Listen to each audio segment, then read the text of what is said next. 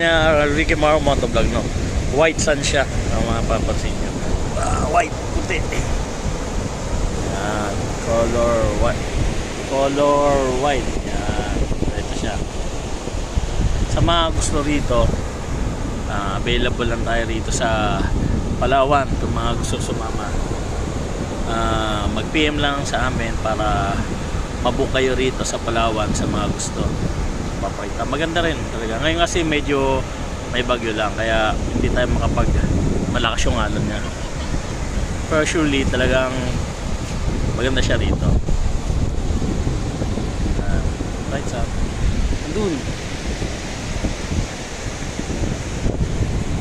Alaga pang aso.